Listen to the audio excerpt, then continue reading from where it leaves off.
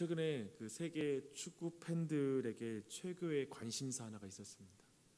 축구의 신이라고 불리는 메시가 파리 생제르맹이라는 그 클럽으로 팀으로 이적을 하게 됐어요. 그래서 그가 이제 파리에 도착하는 날에 코로나19 상황이잖아요. 그런데도 사람들이 길거리에 나와서 이제 그 메시를 영접하더라고요. 왜 그럴까요? 프랑스의 그 파리 생제르맹을 그 클럽을 유럽 최고의 어떤 위치로 구원할 메시아라고 느껴지기 때문에 그를 그렇게 환영하는 것입니다. 이처럼 지금 마태가 살던 시대의 유대인들에게서 가장 큰 관심사는 메시아였습니다. 메시아가 언제 올 것인가? 누가 메시아인가? 이걸 주목했습니다.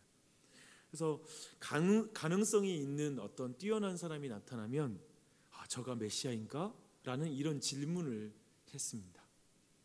마태는 유대인들에게 이제 예수님이 바로 그들이 기다렸던 그 다윗의 자손 메시아이다 라는 것을 증언합니다. 마태복음은 유대인에게 그 익숙한 용어를 사용함으로써 가장 유대인적인 유대인들을 향한 복음서를 기록합니다. 그런데 반전이 있어요.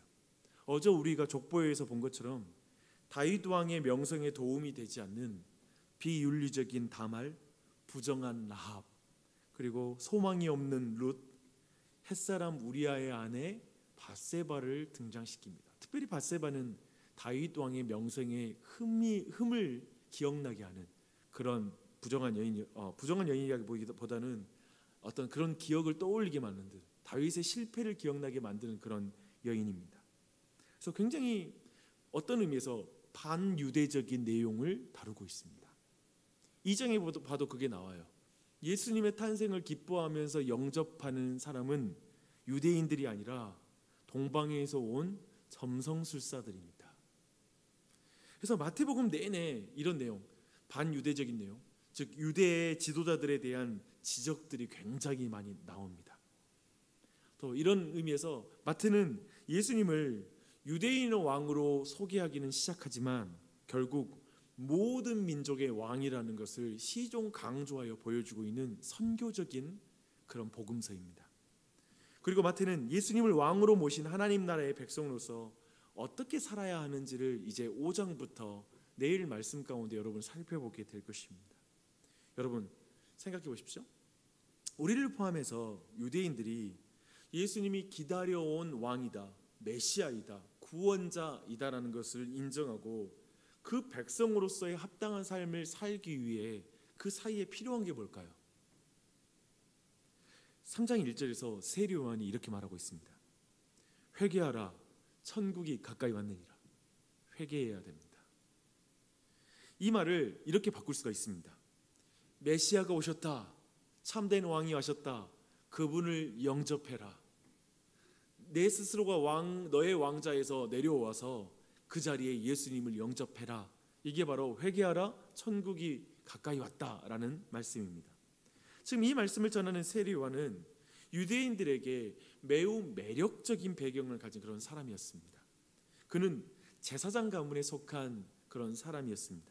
더하여 그의 모습도 매우 신비감을 주는 그런 모습을 가지고 있었습니다. 광야에서 낙타털옷을 입고 가죽띠를 띠고 메뚜기와 석청을 입는 매우 어떤 신비롭고 영적인 모습을 가지고 있었습니다. 그리고 그런 사역을 했어요. 누군가는 그때로부터 700여 년 전에 활동한 이사야가 말했던 광야에서 외치는 소리, 곧 주의 길을 준비하며 그가 오는 길을 곧게 하라 라는 이 메시지를 전하는 그 광야에서 외치는 소리가 바로 세례 요한이 아닐까라고 생각하는 사람이 그 당시에 있었을 것입니다. 다른 복음서를 보면 좀 더 나아가요. 세례 요한을 보면서 이 사람이 메시아가 아닌가라고 이렇게 오해하고 그것을 질문하는 사람들이 있었습니다. 이제 이 세례 요한은 요단강에서 회개의 세례를 전파하고 세례를 베푸는 사역을 합니다. 많은 유대인들이 광야에 있는 요한을 찾아왔다고 말합니다. 그리고 오늘 본문에 보니까요, 급기야 많은 바리새인과 많은 사두개인들까지도 이 세례 요한을 보기 위해서 찾아옵니다. 왜 왔을까요? 그들이 참으로 회개를 받아야 될 죄인이야 라고 생각하고 회개의 세례를 받기 위해서 그 자리에 왔을까요? 세례 요한은 이것에 대해서 부정적으로 말합니다. 이렇게 말합니다. 독사의 자식들아. 우리말로 다른 욕이 있잖아요. 근데 이 독사의 자식들아 라는 말은 정말 거친 욕이죠. 왜 이렇게 험한 욕을 할까요? 왜냐하면 그들이 착각하고 있기 때문에 그렇습니다. 그들이 거짓된 확신 속에 있기 때문에 그 착각과 거짓된 확신을 깨뜨려 주려고 이렇게 강한 욕을 하고 있습니다. 지난 주일에 살폈던 야고보의 거친 표현과 비슷합니다. 야고보는 회개에 합당한 열매를 맺지 못하는 사람들을 향하여 사단이라고 말하죠. 사탄이라고 말하죠. 그런데 이제 지난 주일 메시지와 동일한 내용들을 또 이어져서 말하거든요. 한번 보십시오. 세례 요한은 그들의 착각을 깨뜨리는 말을 합니다. 8절을 보십시오. 회개에 합당한 열매를 맺으라 라고 이렇게 말하고 있습니다. 이어서 그들의 거짓된 확신을 깨뜨리는 말을 합니다. 속으로 아브라함이 우리의 조상이라고 생각하지 말아라. 내가 너희에게 이르노니 하나님이 능히 이 돌들로도 아브라함의 자손을 만들 것이다 라고 이렇게 말하고 있습니다. 바리새인들은 스스로 자신들의 혈통이 우리가 육신적으로 아브라함의 자손이라고 주장하면서 정작 회개에 합당한 열매를 맺지는 않습니다. 합당한 삶, 아브라함의 자손으로서 합당한 삶은 살지 않는 거예요. 주장과 사실이 분리가 된 것입니다. 착각을 하고 있는 것입니다. 거짓된 확신 가운데 잡혀 있는 것입니다. 이것을 7장에서 좀 더 자세하게 말하고 있습니다. 이러므로 그들의 열매로 그들을 알리라. 나더러 주여 주여 하는 자마다 천국에 들어갈 것이 아니요 다만 하늘에 계신 내 아버지의 뜻대로 행하는 자라야 들어갈 것이니라 라고 말하고 있습니다. 이렇게 보면 세례 요한이 그들에게 거치게 말한 첫 번째 이유가 분명해지죠. 그들은 회개의 세례가 필요 없는 의인이라고 스스로 생각하는 거예요. 나는 아브라함의 자손이다. 그러니 나는 정말 하나님 나라에 들어가기 합당한, 나는 이미 천국 백성이야 라고 자신하고 있습니다. 그들은 그러나 실상은 뭐냐면 그들은 회칠한 무덤이었다고 성경은 말하죠. 겉모양으로는 그럴듯해 보이는데 그 안에서는 시체가 썩어가는 죽은 믿음이다. 행함이 없는 믿음은 죽은 믿음이다 라고 이렇게 평가하고 있는 것입니다. 그렇다면 그들은 왜 세례 요한을 찾아온 것일까요? 이어서 세례 요한은 바리새인들과 서기관들이 왜 찾아왔는지 알고 있어요. 그들이 세례 요한이 메시아가 아닌가 묻기 위해 찾아왔거든요. 그들에게 이렇게 대답합니다. 나는 그리스도가 아닙니다. 나는 능력에 있어서 그분과 비교할 수가 없습니다. 저는 그분의 신을 드는 노예가 되는 것도 감당하지 못할 사람입니다. 이 예를 들어보겠습니다. 나는 당신들을 회개하게 하기 위해 물로 세례를 줍니다. 하지만 그분은 성령과 불로 회개의 세례를 베풀 것입니다. 이렇게 말합니다. 이렇게 진짜 세례가 필요한 바리새인과 서기관들은 착각과 거짓 확신 속에서 결국 세례를 받지 않습니다. 세례를 받지 않고 돌아가요. 세례 요한의 마음이 얼마나 아팠겠습니까? 그렇죠? 그런데 이제 13절부터 또 다른 일이 벌어져요. 13절부터 세례 요한을 더 큰 충격에 몰아넣는 일이 벌어집니다. 예수님이 세례 요한에게 오신 것도 과분한 일인데 이제 세례 요한에게 죄가 없으신 예수님이 세례를 받겠다라고 나서신 것입니다. 얼마나 당혹스럽겠어요. 그래서 세례 요한은 예수님이 누구신지 알기 때문에, 그리고 그 예수님 앞에 자신이 죄인이라는 것을 알기 때문에 합당한 행동을 교정해서 예수님께 제시합니다. 이렇게 말하는 거죠. 아니, 예수님께서 왜 제게 오십니까? 제가 예수님께 가야죠. 아니, 왜 예수님이 제게 세례를 받습니까? 예수님이 저에게 세례를 베푸셔야죠 라고 말합니다. 그것이 합당합니다 라고 말하는 것이죠. 그러자 예수님은 그의 말을 다시 교정해 줍니다. 이제 허락하라. 우리가 이와 같이 하여 모든 의를 이루는 것이 합당하니라. 아니, 내가 합당한 걸 알려줄게. 지금 내게 세례를 베풀어라. 그래서 하나님의 의를 이루는 것이 중요하다라고 말하는 것입니다. 그리고 예수님이 회개의 세례를 받으십니다. 그분이 죄인으로서 이걸 받는 것입니까? 아니죠. 분명 예수님은 회개의 세례를 받으실 필요가 없으신데 지금 회개의 세례를 받고 있습니다. 왜요? 그 의미는 무엇입니까? 세례 때 물에 잠기는 것은 죽음을 말하는 것이거든요. 의인이신 예수님이 죄인이 당해야 할 죽음을 대신 당하셔야 한다는 것을 말하는 것입니다. 그렇게 예수님이 믿는 자의 모든 죄와 형벌을 대신 당하심으로 모든 의를 이루셨습니다. 죄인을 의롭다 칭하십니다. 이것이 하나님의 의입니다. 이걸 이루어야 된다고 말씀하시는 것이죠. 세례를 통해 그리스도와 죄와 사망의 권세에서 자기 백성을 구원하시는 왕이라는 것을 이 세례를 통해서 드러내시는 것입니다. 할렐루야. 그렇게 우리 모두의 소망은 예수 그리스도입니다. 오늘 말씀 이제 쭉 살폈는데요. 이 말씀을 통해 우리는 하나님 나라에 들어가는 회개에 대해서 배워야 될 중요한 진리를 발견하게 됩니다. 우선 세례 요한은 왜 그렇게 바리새파와 사두개파의 사람들을 그토록 강하게 욕하면서 다그쳤을까요? 한번 여기에서 중요한 교훈을 얻을 수 있습니다.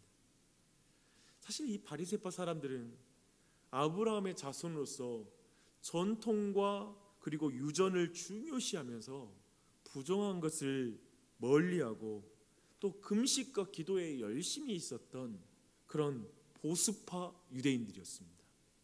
또 한편 그들은 율법을 부지런히 행함으로 의로워지려고 하는 율법주의 유대인들이었습니다. 근데 사두개파는 좀 달라요. 이들은 헬라 문물을 적극적으로 받아들였습니다. 정치적으로 결탁한 현실주의자들이었습니다. 친로마적이었어요. 그리고 그들은 제사장 그룹이거든요. 성전에서 장사하면서 돈을 버는 걸 서슴지 않는 자들이었습니다. 현실과 타협한 물질주의자들이기도 했습니다. 영적으로는 보여요. 제사장이니까. 하지만 지독하게 성전을 개인 수익 구조로 바꿔버리는, 자기의 유익으로 교회를 바꿔버리는 그러한 사람들이었습니다. 보십시오. 한쪽으로는 율법을 지키는 율법주의자 아브라함 자손이고, 한쪽은 혈통으로 아브라함 자손이면 장땡이라고 말하면서 아주 현실과 타협하는 아브라함 자손이었습니다. 아마도 오늘날의 그리스도인들도 이 범위 안에 많은 사람이 포함될 것 같습니다. 교인들도 많이 여기에 포함될 거예요. 둘 모두 착각과 거짓 확신에 사로잡혀 있었습니다. 아브라함의 자손이야, 나 아브라함 자손이야 라는 것이죠.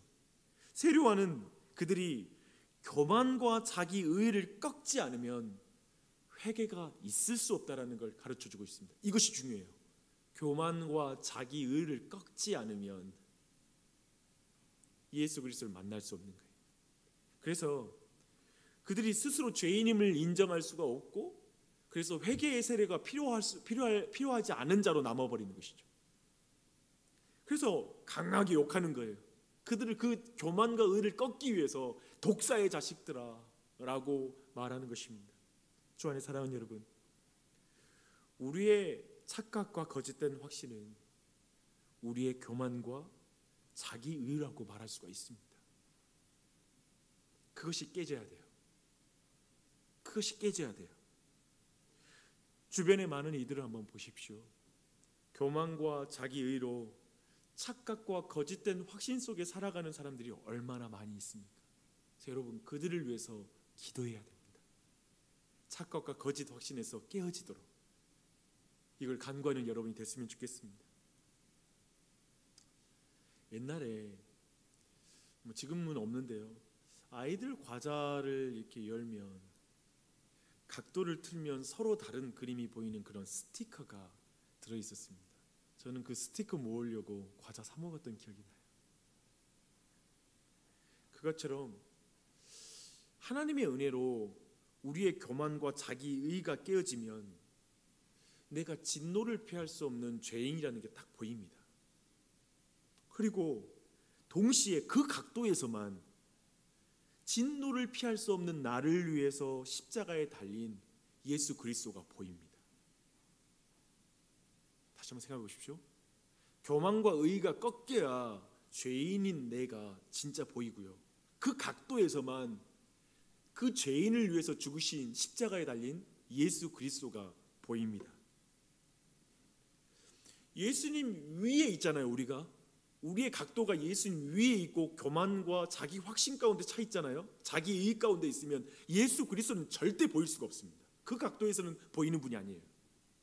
그렇지만 십자가 아래에서 죄인으로 예수님을 바라볼 때 그 각도에서만 예수님이 보입니다. 세례 요한은 세상 죄를 지고 가는 하나님의 어린 양이 자신을 대신해서 회개의 세례를 받으신 것을 받음으로, 자신을 위해 대신 물속에 들어가는 죽음을 당하는 것을 받음으로 자신이 의로워짐을 믿기에 예수님께서 하나님의 의를 위해 회개를, 나에게 세례를 베풀라는 걸 받아들입니다. 우리 모두 그것이 필요합니다. 예수님을 받아들여야 돼요.